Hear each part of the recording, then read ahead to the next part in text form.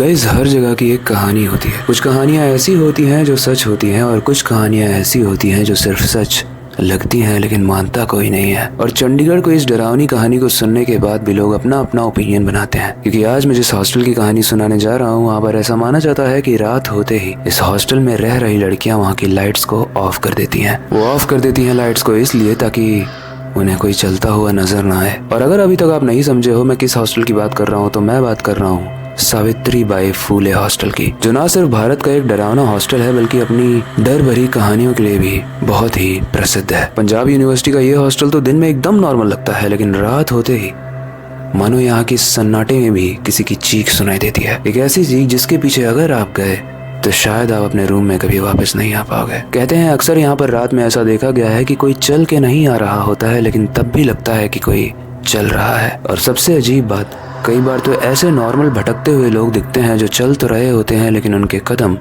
जमीन को नहीं छू रहे होते हैं, यानी वो हवा में लेविटेट करते हुए आगे बढ़ रहे होते हैं। आज की ऐसी ही डरावनी कहानी है नेहा की, जिन्होंने अपनी कहानी हमें भेजी है। नेहा चंडीगढ़ की एक स्टूडेंट थी जो साइकोलॉजी पढ़ रही थी। नेहा का एडमिशन अभी रिसेंटली में ही पंजाब यूनिवर्सिटी में हुआ था। अब क्योंकि वो लड़की थी तो जिस तरीके से भारतीय पेरेंट्स होते हैं, भारतीय माँ बाप होते हैं, वो मानते हैं कि एक लड़की को एक लड़की वाले हॉस्टल में डालना ज्यादा सेफ रहेगा। तो उसके पेरेंट्स भी ऐसा ही मानते थे और हॉस्टल के नाम पे सबसे नजदीक पंजाब यूनिवर्सिटी के पास सावित्रीबाई फूले हॉस्टल ही था।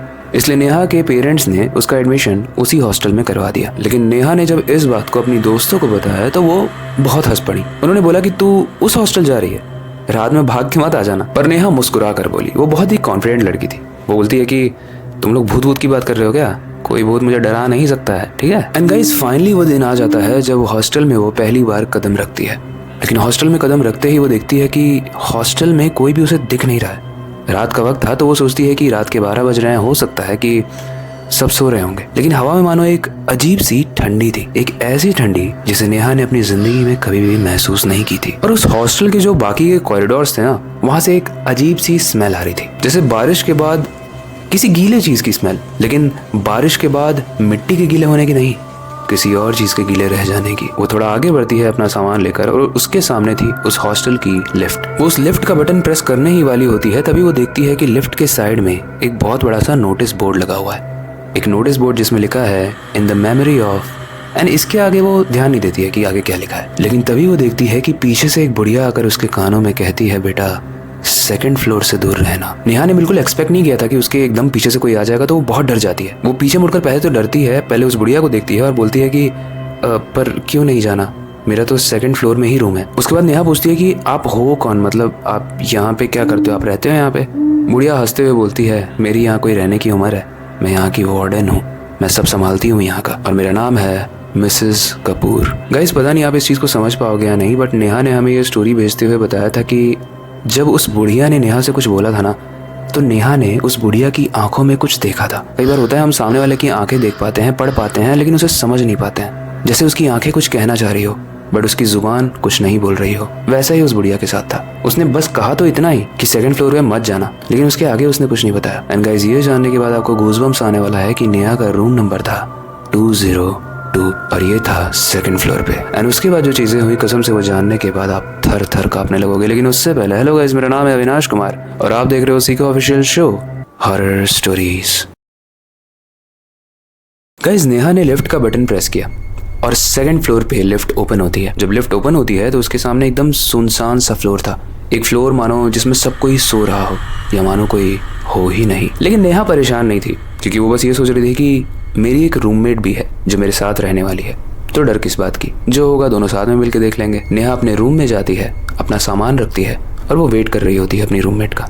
लेकिन काफी देर हो चुकी होती है, उसकी रूममेट नहीं आई थी अभी तक। और गाइस, जब आप किसी का वेट कर रहे होते हो ना, तो कोई भी आवाज जब आपको आती है तो आपको ऐसा लगता है कि कोई आ रहा है आपके पास, और शायद ये वही हो जिसका आप वेट कर रहे हो।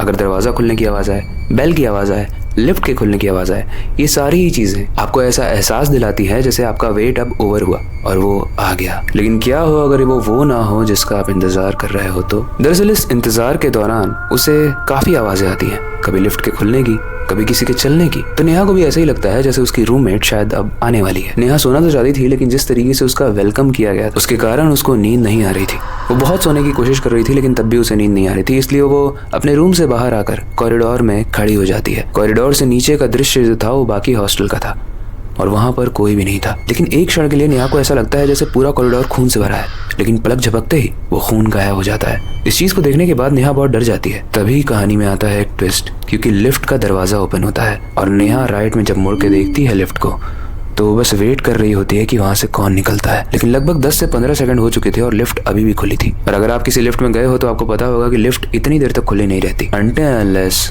उस लिफ्ट के बीच में कोई खड़ा हो, यानी दरवाजा बंद होने के बीच में कोई खड़ा हो। लेकिन नेहा को कोई दिख नहीं रहा था एंड इस चीज को देखने के बाद नेहा बहुत डर गई, क्योंकि उसके बाद उसे कदमों के चलने की आवाज आने लगी, लेकिन कोई दिख नहीं रहा था। नेहा थरथरा के अपने रूम के अंदर भागी और अंदर से उसने रूम को लॉक कर दिया। नेहा की सांसें बहुत तेज हो गई थी। वो पीछे आकर एक चेयर पे बैठ गई और वो बस दरवाजे को देख रही थी कि कोई भी यहाँ पर अंदर ना आए। लेकिन उसके बाद वही होता है जिसका नेहा को डर था। दरवाजे पर एक नॉक की आवाज आती है। नेहा अब और ज्यादा डर जाती है। वो चेयर को और पीछे खिसका के बैठ जाती है। वो बस वेट कर रही होती है कि जल्दी से जो भी है यहाँ से चला जाए। और थोड़ी देर के बाद वो नॉक बंद हो जाता है।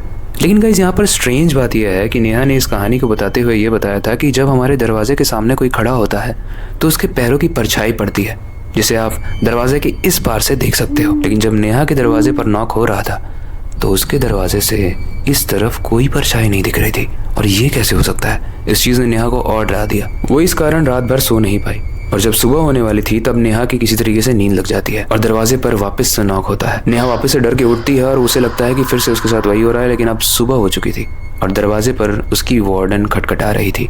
जब नेहा दरवाजा खुलती है तो उस बुढ़िया को देखकर बहुत खुश होती है, क्योंकि इतनी लंबी रात के बाद उसने बहुत देर के बाद किसी इंसान को देखा है। और जब वो उस बुढ़िया को देखती है तो वो बताती है कि उसके साथ रात में क्या हुआ। वो बुढ़िया बोलती है कि तूने जो देखा है वो कोई भ्रम नहीं है, बल्कि सावित्रीबाई फुले हॉस्टल में ये सब आम बात है। नेहा बोलती है, आम बात है मतलब क्या? ये आप लोगों ने पहले क्यों नहीं बताया? हमारे पेरेंट्स को पता होता तो हमारा एडमिशन ही नहीं होता। मुझे यहाँ से जाना है। ऐसे में वो बुढ़िया बोलती है कि अगर तू आज रात या आज दिन में भी यहाँ से जाने की कोशिश करती है तो तू जा नहीं पाएगी। नेहा बोलती है, जा कैसे नहीं पाऊंगी? नेहा अपना बैग उठाती है और नीचे से जाने की कोशिश करती है, लेकिन जैसे ही वो इस हॉस्टल के दरवाजे पर पहुंचती है, मानो ये वहां पर एक अदृश्य सी दीवार थी जो उसको रोकती है। नेहा उसे पार नहीं कर पाती है और फिर नेहा पीछे मुड़कर जब देखती है तो वो देखती है कि वो बुढ़िया उसे घूर रही होती है। फिर नेहा बोलती है कि मैम मुझे प्लीज यहाँ से जाना है, मुझे बहुत डर लग रहा है। ऐसे में वो बुढ़िया बोलती है कि तू जानती है यहाँ पे तेरा एडमिशन नहीं हुआ है, बल्कि तुझे यहाँ की आत्मा ने अपनी कहानी को सुनाने के लिए चुना है और जब तक तू इस कहानी को नहीं सुनेगी वो आत्मा तुझे जाने नहीं देगी। नेहा बोलती है, पता नहीं आप क्या कह रहे हो, मेरे दोस्तों ने भी ऐसी बात कही थी, लेकिन मुझे इन सब चीज़ों पे बिलीव नहीं होता है, बट यहाँ जो चीज़ें हो रही है उसको देख के मुझे बिलीव हो रहा है और अगर आपकी ये कहानी सुनाने से मुझे यहाँ से जाने को मिल जाएगा तो प्लीज़ आप अपनी कहानी सुनाइए मुझे। ऐसे वो मिसेस कपूर यानी जो उस हॉस्टल की वार्डन होती है वो कहती है कि दरअसल 2007 की बात है। यहाँ पर अंजलि नाम की एक लड़की हुआ करती थी जो बहुत ही डिसेंट थी, बहुत ही मन से शुद्ध थी। वो किसी का बुरा नहीं चाहती थी और उसके साथ अगर कोई बुरा कर भी देता था तो वो उसे बहुत ही आसानी से माफ कर देती थी। पढ़ाई में वो ज़्यादा तेज नहीं थी, लेकिन उसके घर से उसको बहुत प्रेशर आता था। उसके माँ के पास पैसा थोड़ा कम था, इसलिए वो चाहते थे कि उनकी बेटी बहुत अमीर बने, बहुत पढ़ाई करे, बहुत अच्छे पोस्ट पे जाए, जो कि बुरा नहीं है। लेकिन भारत में कब पेरेंट्स की उम्मीद जो है वो एक प्रेशर बन जाती है वो किसी बच्चे को समझ ही नहीं आ पाता। और धीरे धीरे हर बार जब उसके पंजाब यूनिवर्सिटी के रिजल्ट्स आते थे, हर सेमेस्टर्स में उसके रिजल्ट डाउन होते गए और इसका रीज़न सिर्फ एक ही था, अंजलि को खेल कूद में इंटरेस्ट था। वो अपने पेरेंट्स से बोलती भी थी कि पापा मुझे ना खेल में आगे बढ़ना है, मुझे बैडमिंटन में आगे बढ़ना है, लेकिन उसके पिताजी बोलते थे कि स्पोर्ट्स वगैरह में कुछ नहीं रखा, कंपटीशन बहुत ज़्यादा है तो पढ़ाई कर। लेकिन उसके पिताजी ये नहीं समझते थे कि कंपटीशन हर चीज़ में ज़्यादा है और सक्सेसफुल इंसान वहीं पर हो पाता है जहाँ पर उसका मन लगे, चाहे वो पढ़ाई हो चाहे वो खेल हो। दिन बीतते गए, महीने बीतते गए और हर रिजल्ट में अंजलि की परफॉर्मेंस डाउन होती गई। अंजलि के घर में अंजलि को लेकर रिस्पेक्ट कम होती जा रही थी, क्योंकि यहाँ पर अंडरस्टैंडिंग की प्रॉब्लम थी। अगर वो लोग स्पोर्ट्स में अप्रिशिएट करते हैं अंजलि को तो शायद वो बात कुछ और होती, लेकिन जितनी बार भी अंजलि के स्कोर्स कम आते थे उसके पेरेंट्स उसको बहुत डांटते थे और बोलते थे कि अगर तू नहीं पढ़ पाएगी ना तो हमारा पैसा बर्बाद हो जाएगा, हमने जो लोन लिया है हम सुसाइड कर लेंगे। अंजलि इस प्रेशर में बहुत ज्यादा डूबे जा रही थी। वो कोशिश करती थी लेकिन उसका मन ही नहीं लगता था पढ़ाई में। वो बस अपने विंडो से, इसी हॉस्टल से बाहर खेलते हुए लड़कियों को देखती थी। वो देखती थी कि कैसे कुछ लड़कियां हैं जो भारतीय क्रिकेट टीम में सेलेक्ट हो गई हैं। वो उसे इंस्पिरेशन मानती थी, लेकिन उसके पेरेंट्स उसे अलाउ नहीं करते थे। और अब वक्त आता है अगले रिजल्ट का, और इस रिजल्ट से पहले एक इंसिडेंट हुआ था जिसने अंजलि को बदनाम कर दिया था।